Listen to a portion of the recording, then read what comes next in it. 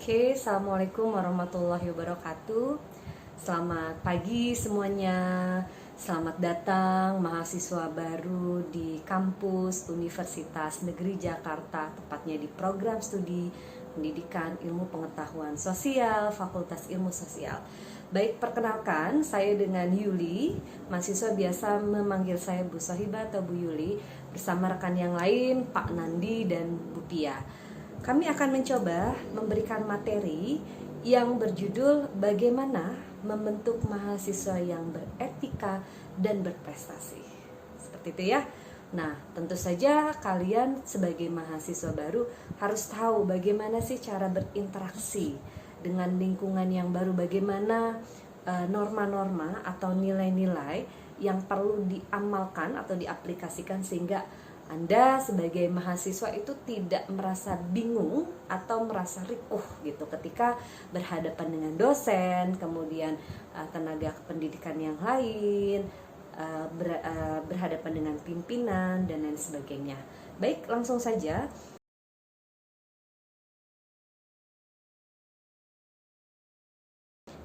Etika, apa itu etika? Coba, apa itu etika? Nah, etika itu berasal dari, secara etimologi berasal dari bahasa Yunani yang berarti etikos, gitu ya. Etikos, ya, sebagaimana kita tahu bahwa etika itu adalah sikap, ya, mengandung arti bahwa etikos itu adalah karakter, gitu ya. Karakter, kebiasaan, kecenderungan, bagaimana berperilaku secara moral. Ya. Dan menurut bahasa Yunani kuno, etika adalah ethos, gitu ya.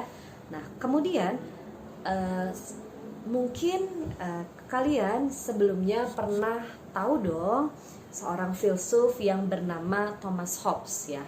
Thomas Hobbes ini punya pemikiran bahwa sejatinya manusia itu adalah homo hominin lupus. Jadi homo hominin lupus adalah manusia yang memiliki kecenderungan mencintai dirinya sendiri. Ya.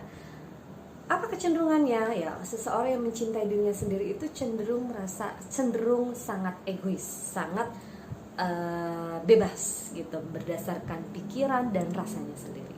Nah, padahal manusia itu kan makhluk sosial ya, dan kita tidak bisa melakukan sesuatu berdasarkan keinginan kita sendiri. Nah, disitulah diperlukan adanya etika, gitu ya. Nah, kemudian lahirlah ketika kita masuk ke dalam perguruan tinggi negeri di Universitas Negeri Jakarta, maka kita kenal dengan istilah kode etik mahasiswa. Ya. Nah, apa saja kode etik mahasiswa? Kita mengenal ada 8 kode etik mahasiswa. Ya, yang paling mendalam Anda sebagai mahasiswa tentu saja bagaimana Anda sebagai mahasiswa berinteraksi kepada dosen. Ya. Nah, dosen itu kan beragam, ya. Contoh misalnya ketika Anda ingin menghubungi, ya, jangan lupa ucapkan dulu salam, ya. Perkenalkan identitas namanya, ya, kelas berapa, kemudian sampaikan apa maksud dan tujuan dalam mengkomunikasikan, dalam mengirimkan pesan seperti itu, dan jangan lupa juga ucapkan terima kasih dan salam penutup, gitu ya. Itu karena kita sudah di era digital, jadi kita tidak menutup kemungkinan, dan dalam keseharian kita selalu mengkontak dosen. Dan kemudian harus tahu juga kapan waktu yang tepat. Misalnya sebaiknya hindari kalau mengontak dosen itu di jam malam hari, kecuali kalau dosen tersebut memang berkenan bahwa selama HP-nya itu menyala atau memang berkenan, ya silahkan saja. Nah, itu tergantung, tapi sebaiknya dalam berinteraksi itu untuk lihat waktu, ya, itu melalui telepon atau HP. Nah, kemudian kalau misalnya Anda masuk ke dalam program studi, masuk ke dalam kantor dosen juga, ya jangan lupa ketuk pintu, kemudian sampaikan maksud dan tujuan, ya, seperti itu. Nah, apalagi bagaimana kode etik mahasiswa terhadap mahasiswa yang lain, gitu ya. Jangan sampai Anda dengan teman Anda sendiri ketika pembelajaran itu mencontek, gitu ya. Nah, sebetulnya itu sudah masuk dalam etika mahasiswa di dalam proses pembelajaran, gitu ya. Jadi etika terhadap mahasiswa ya kita harus saling tolong menolong, peduli. Jadi kalau misalnya melihat temannya itu murung atau temannya itu berdiam ya, dia mungkin tidak percaya diri ya, tolong dibantu temannya, seperti itu ya. Kemudian juga etika terhadap tenaga administrasi. Nah, kalau di PIPS ini ada tenaga administrasi itu ada Mbak Sarah namanya. Nah, sampaikan maksud dan tujuannya, misalnya ingin membuat surat ya yang ditandatangani oleh Bu Desi atau Korprodi, kemudian pengajuan bidik misi misalnya, sampaikan dengan jelas seperti itu ya. Sama halnya dengan pada dosen bahwa menghubungi dengan salam dan maksud tujuan itu. Kemudian etika mahasiswa di tengah masyarakat ya, Anda tahu sendiri bahwa mahasiswa itu kan mahasiswa ya. Jadi Anda sudah melalui tahap dari sekolah dasar, menengah pertama, menengah atas ya, Anda sudah harus cakap dalam berinteraksi di tengah masyarakat. Jadi kalau misalnya Anda itu tahu di lingkungan tersebut punya kebiasaan seperti apa, nah Anda jangan sampai intervensi dengan kebiasaan Anda sendiri. Misalnya ketika Anda sudah mulai berkuliah, kita melakukan kegiatan KKL itu kuliah kerja lapangan ya, atau mungkin PKM ya, praktek keterampilan mengajar. Nah, Anda sesukanya, nah itu nggak bisa gitu ya. Anda sesukanya malam-malam Anda bernyanyi, main gitar ya, mengganggu lingkungan sekitar, itu nggak bisa.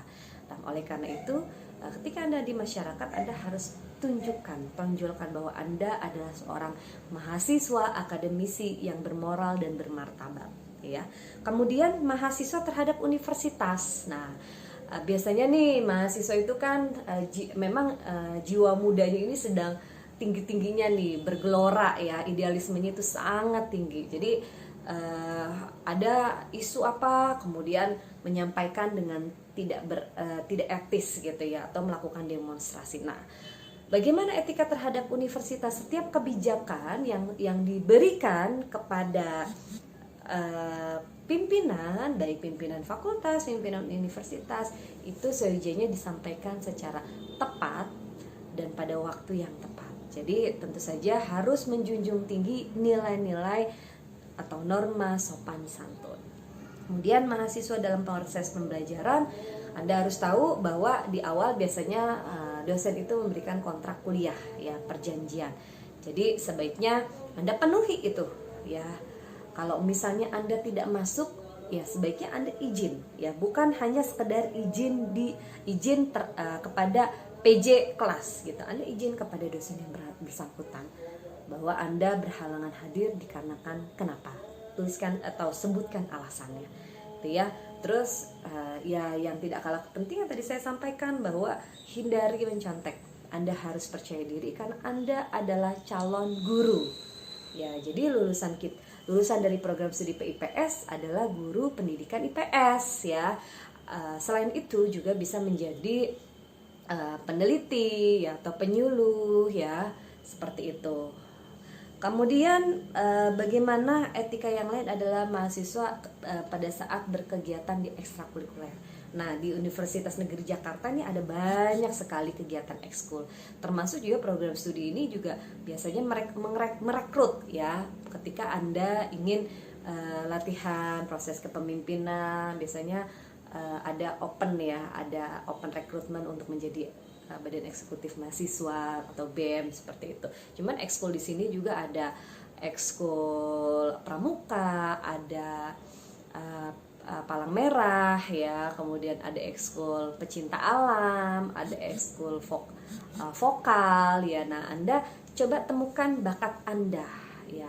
Kira-kira kalian ini sukanya di mana ya gitu. Nah, jangan sampai kalian tidak mengenali diri kalian sendiri. Jadi diidentifikasi, kemudian ketika sudah masuk ke dalam kegiatan ekskul, jangan lupa tujuan Anda kuliah itu apa? Jangan sampai larut ke dalam organisasi, jangan sampai larut ke dalam kegiatan ekskul sehingga Anda merupakan prestasi atau tanggung jawab Anda kepada orang tua, tentu saja tanggung jawab kepada diri kalian sendiri, gitu ya.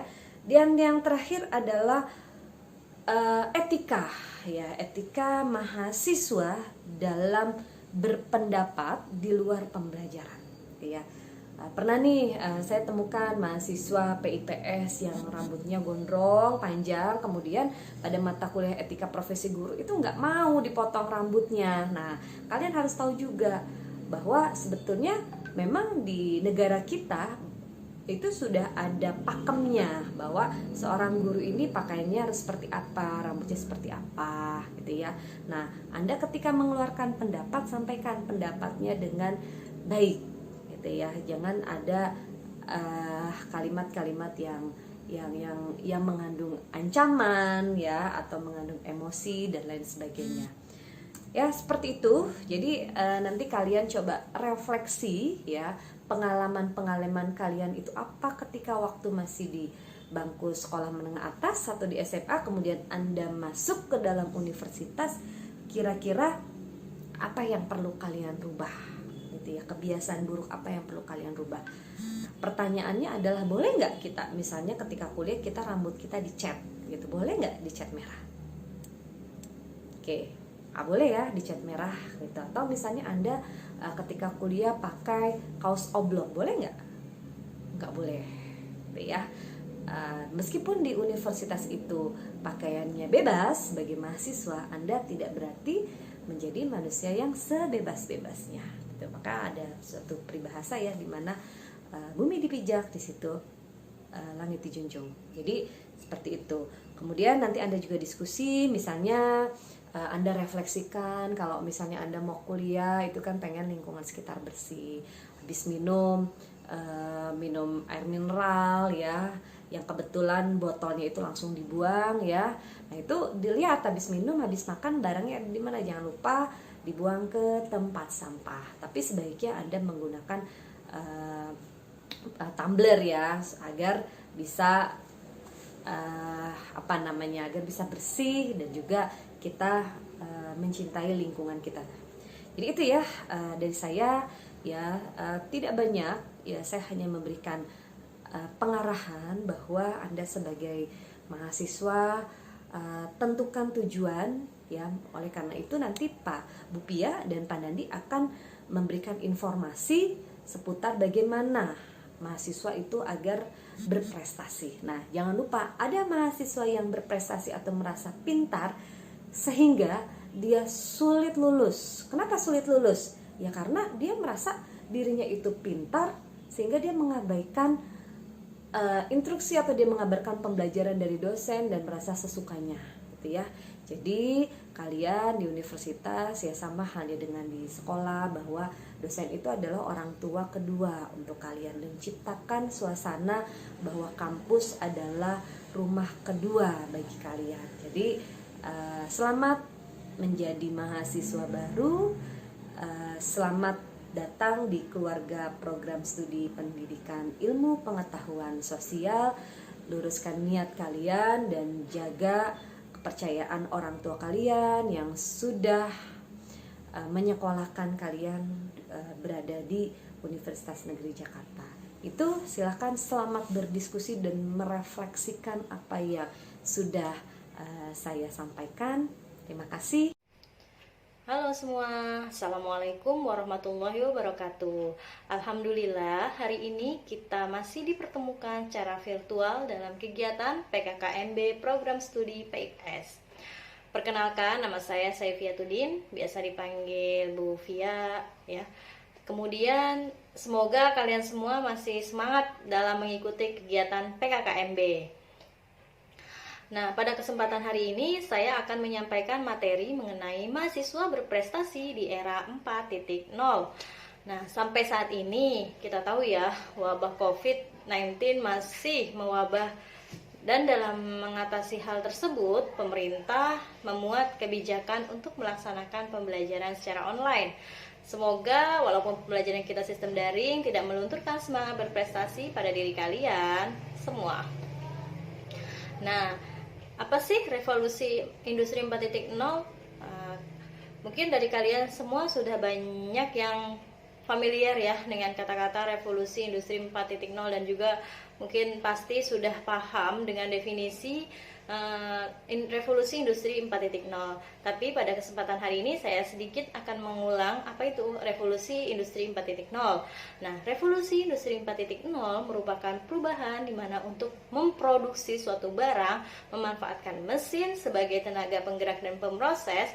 Revolusi industri ini hadir untuk menjawab permasalahan efektivitas dan efisiensi dalam memproduksi suatu barang. Nah, kemudian revolusi industri 4.0 ini mengintegrasikan antara teknologi cyber dan teknologi otomatisasi. Ya, dampak dari revolusi industri 4.0 adalah dalam penerapannya tidak lagi memberdayakan tenaga kerja manusia, sebab semuanya sudah menerapkan konsep otomatisasi. Nah, bagaimana sih cara kita belajar dan berprestasi pada era 4.0 dan menyesuaikan diri dengan wabah COVID-19? Yang pertama adalah kenalilah apa itu remote learning. Ya, sebenarnya remote learning ini sama dengan pembelajaran jarak jauh. Maksudnya adalah pembelajaran jarak jauh yang mengacu kegiatan pendidikan yang memiliki berbagai format dan metode yang sebagian besar berlangsung secara online. Jadi seperti perkuliahan nanti yang akan kalian ikuti di Universitas Negeri Jakarta, semua berbasis online ya. Baik dari segi pengumpulan tugas, pendistribusian materi pendidikan, semua berdasarkan secara online. Nah, bagaimana agar kita dapat terbiasa dengan sistem pembelajaran jarak jauh? Yang kedua adalah mahasiswa harus mengetahui apa itu peralatan-peralatan yang dibutuhkan dalam melakukan pembelajaran jarak jauh. Yang pertama, platform ya. Platform pembelajaran yang paling penting ya. Tapi saya rasa mungkin kalian semua pasti sudah familiar ya dengan platform-platform yang digunakan dalam pembelajaran daring. Contoh adalah Google Classroom ya. Kalian semua harus wajib dapat mengoperasionalkan Google Classroom ya. Karena Google Classroom, WhatsApp Group itu adalah salah satu platform yang paling sering digunakan di Universitas Negeri Jakarta. Jadi jangan sampai kalian tidak dapat mengakses Google Classroom atau bahkan belum bisa menggunakan Google Classroom. Jadi dari sekarang mulai dicoba, kalau yang belum pernah memakai Google Classroom silahkan dipelajari ya. Dan pastinya memiliki gawai, maksudnya adalah handphone yang pintar atau smartphone ya. Jadi dapat lebih mudah dalam kalian membuat atau dapat kalian belajar ya dan meningkatkan aktivitas akademik kalian. Nah, sebenarnya ada lagi nih yang tidak pernah luntur walaupun kita di era industri 4.0. Apa itu? Yakni motivasi ya. Jadi setiap orang yang ingin berprestasi ya, setiap orang pasti ingin berprestasi dan salah satu keberhasilan mahasiswa dalam pendidikan ditunjukkan dengan prestasi akademiknya. Nah, hal ini menyebabkan ya, jadi banyak sekali pada kenyataan ditemukan tuntutan prestasi akademik pada pada mahasiswa, tapi daya belajarnya biasa-biasa aja gitu. Bagaimana sih cara menumbuhkan prestasi akademik? Yakni dengan motivasi berprestasi. Jadi motivasi jangan sampai luntur walaupun sudah di era 4.0. Motivasi berprestasi dipengaruhi oleh dua faktor. Yang pertama ada faktor intern dan ekstern ya. Jadi kalian harus memiliki motivasi berprestasi tinggi. Yang pertama adalah memiliki keinginan untuk bersaing secara sehat ya. Jadi bersainglah secara sehat. Yang kedua adalah memiliki keinginan bekerja dengan baik. Jadi jangan sampai ya kalian memiliki sifat suka menunda-nunda pekerjaan seperti itu ya. Jadi itu tidak menjadi salah satu motivasi berprestasi tinggi. Yang kedua adalah yang ketiga adalah berpikir realistis. Nah, berpikir realistis itu apa sih? Berpikirlah atau dari sekarang digalilah bagaimana kamu tahu kemampuan serta kelemahan diri kalian. Jadi kalian harus tahu apa itu kelemahan dan kekurangan diri kalian ya. Misalnya dalam belajar kalian lebih pada kinestetik atau mungkin lebih ke audiovisual. Jadi coba cari bagaimana proses pembelajaran yang menyenangkan bagi kalian gitu ya. Jadi tidak semua orang sama. Jadi carilah kelebihan dan kekurangan diri kalian dan berpikirlah secara realistis. Jangan memaksakan kepribadian kalian yang tidak sesuai dengan apa yang ada pada diri kalian. Kemudian yang keempat adalah memiliki tanggung jawab pribadi ya, karena kalian sudah mendaftar di Prodi PIPS, maka kalian bertanggung jawab sebagai mahasiswa Prodi PIPS, mahasiswa yang berprestasi ya. Kemudian mampu membuat terobosan dalam berpikir. Jadi kita harus sekreatif mungkin berinovasi ya, membuat terobosan-terobosan dalam berpikir. Kemudian yang keenam adalah selalu memanfaatkan umpan balik untuk perbaikan. Jadi ketika kita dikritik dengan siapapun ya, maka kita jangan sampai membuat kritikan itu adalah hinaan, tapi jadikan itu sebagai umpan balik untuk perbaikan. Nah, kemudian kita juga harus menentukan ya 4 faktor yang menentukan tingkat motivasi. Apa saja yang menentukan? Yang pertama, nilai yang dilekatkan pada keberhasilan dalam bidang itu, yaitu nilai pencapaian atau nilai insentif ya. Jadi ada insentif ya, ada penghargaan. Yang kedua adalah harapan individu akan keberhasilan. Nah, yang di slide terakhir saya itu ada goals ya, ada goals and hope. Tujuan dan harapan. Jadi kita harus memupuk benar harapan kita untuk keberhasilan ya. Ingat tujuan kita mendaftar kuliah ya, ingat apa harapan-harapan yang orang tua inginkan atas keberhasilan kita. Itulah yang dijadikan motivasi terhadap keberhasilan atau prestasi kita. Yang ketiga adalah atribusi mengenai mengapa seseorang berhasil atau gagal ya. Jadi kita harus benar-benar paham gimana apa yang dikatakan orang itu berhasil dan siapa orang yang gagal. Jadi kita baiknya meniru atau bisa menjadikan batu loncatan bagi misalnya kita melihat contoh figur yang dia berhasil atau contoh figur yang gagal. Kita dapat mempelajarinya dan merenungkan apakah kita dapat seperti mereka yang berhasil atau gagal. Nah, kemudian yang keempat adalah standar performansi individu. Jadi kita harus memiliki performa tinggi ya untuk mencapai prestasi yang gemilang dan pastinya beretika seperti yang sudah dijelaskan oleh Bu Yuli ya. Jadi selain berprestasi, kita juga harus memiliki attitude ya sebagai seorang mahasiswa, sehingga kalian akan menjadi mahasiswa yang unggul. Mungkin begitu saja penjelasan dari saya. Selanjutnya akan disampaikan oleh Pak Nandi. Terima kasih. Assalamualaikum warahmatullahi wabarakatuh. Selamat beraktivitas.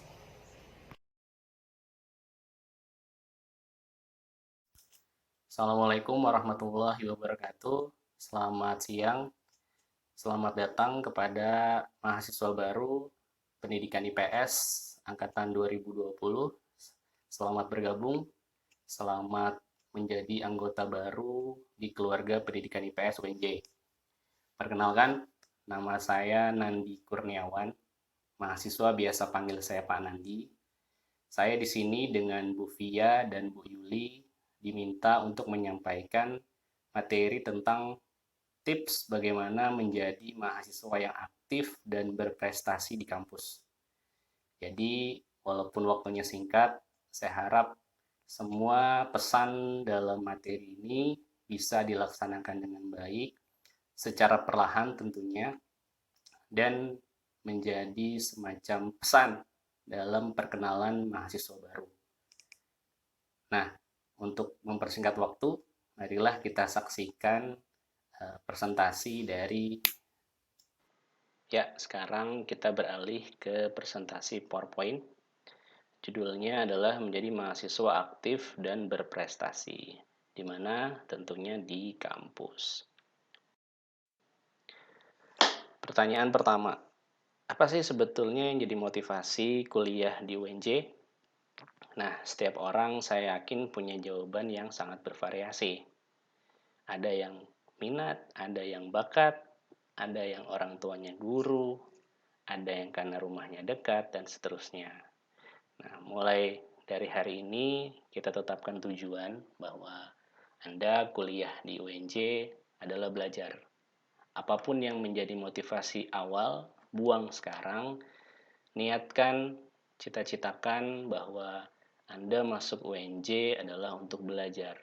Sehingga nanti di jalan menuju tujuan yang Anda capai, ya, hal-hal yang mengganggu itu akan tersingkirkan secara otomatis. Ya, jadi tetapkan Anda kuliah adalah untuk belajar. Nah, apa tujuan utama atau output dari perkuliahan sebenarnya? Ada dua, ada hard skill, ada soft skill. Ya, hard skill adalah keahlian utama yang berhubungan dengan bidang ilmu. Kalau dalam hal ini berarti kemampuan menjadi guru di bidang pendidikan IPS. Kemudian soft skill ini tersirat sebetulnya dalam mata kuliah, namun aktivitas perkuliahan sebetulnya membentuk dengan sendirinya kemampuan soft skill seseorang.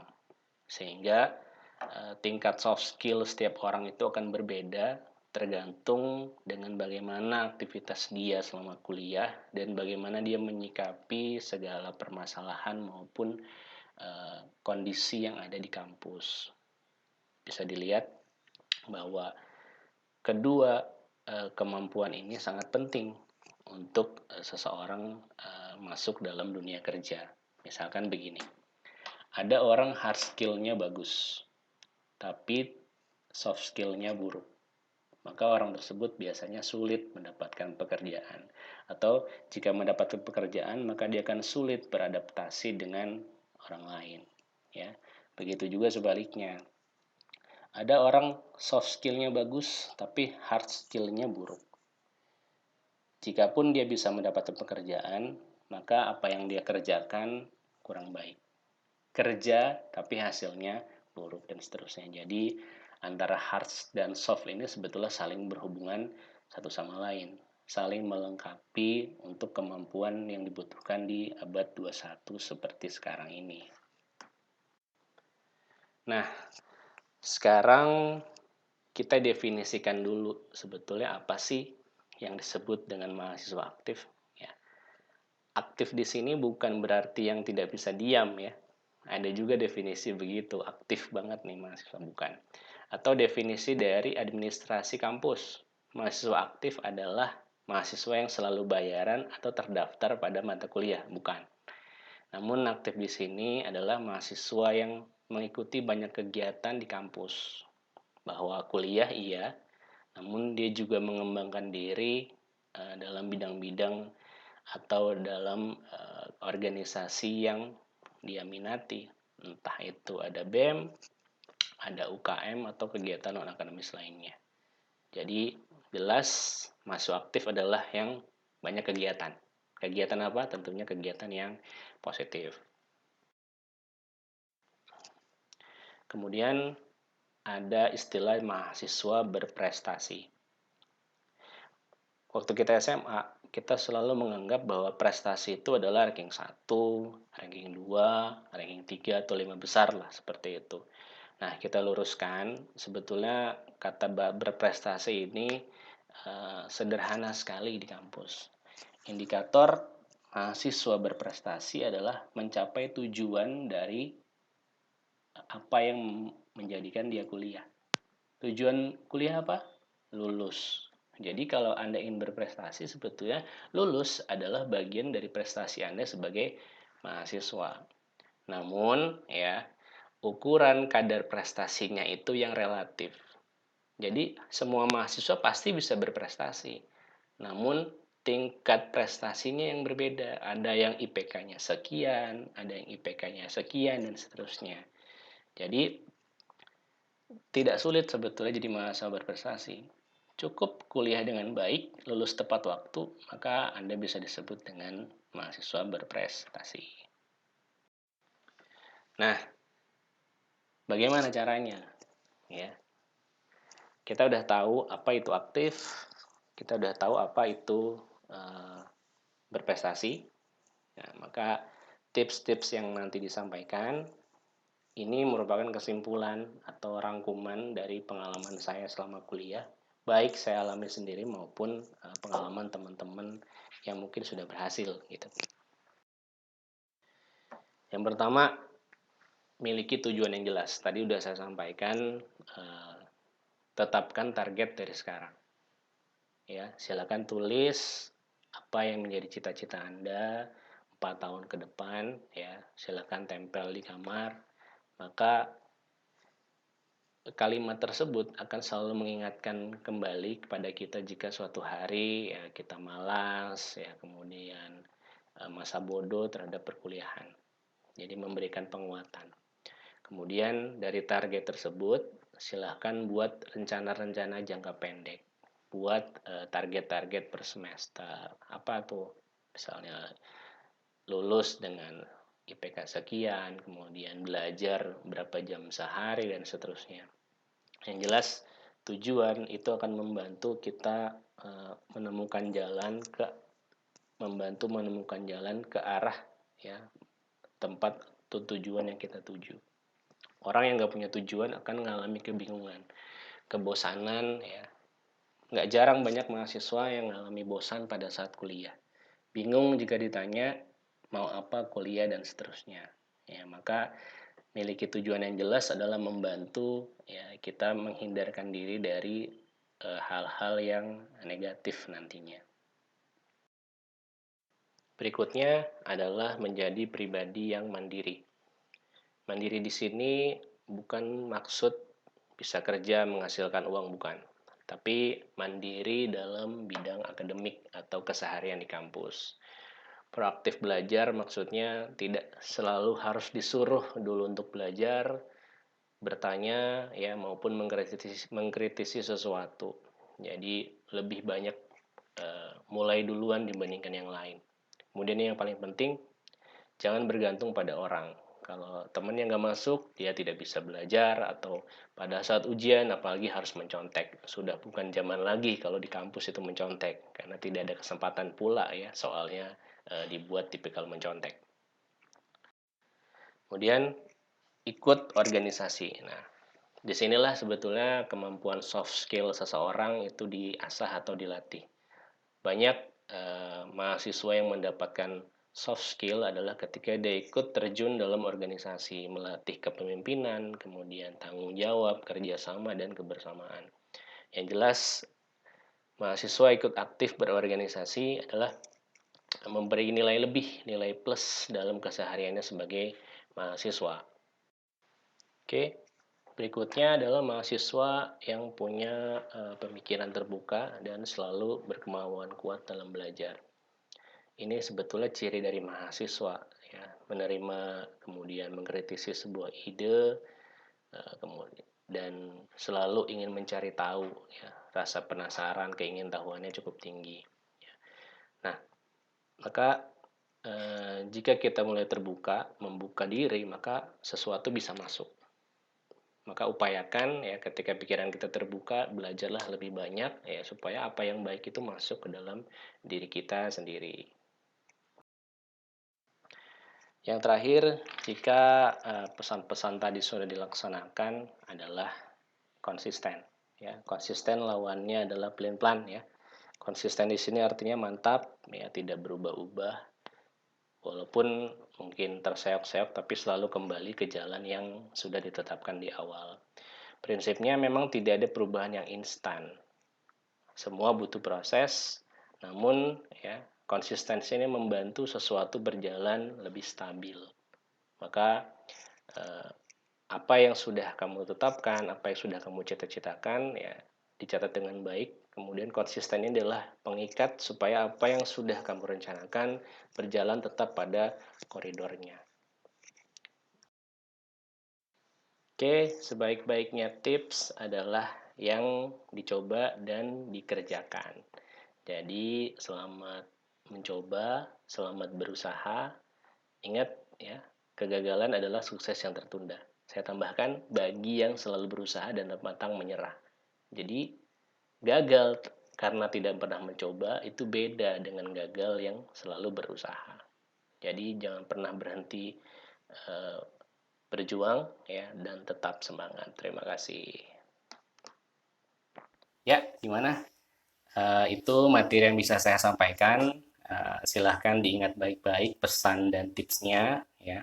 Dilaksanakan, dipraktekkan perlahan-lahan, ya, karena memang tidak ada perubahan yang instan. Namun, kalian sudah mulai masuk lembaran baru di dunia kampus, jadi mulailah beradaptasi, mulailah berubah, karena Anda bukan siswa lagi, sekarang Anda sudah jadi mahasiswa. Rangkuman materi tadi berisi dari pengalaman saya sendiri maupun pengalaman teman-teman saya yang lain pada saat kuliah. Artinya, kamu bisa belajar tidak hanya dari pengalaman pribadi, namun bisa belajar dari pengalaman orang lain. Saya bicara seperti ini bukan sebagai dosen, saya bicara sebagai senior mahasiswa yang mungkin belasan tahun juga mengalami hal yang sama seperti kamu laksanakan sekarang. Oke, terima kasih. Jika ada pertanyaan nanti silakan disampaikan. Semoga kamu bisa jadi mahasiswa yang baik, yang unggul, dan mencerdaskan bangsa dan negara. Terima kasih. Assalamualaikum warahmatullahi wabarakatuh.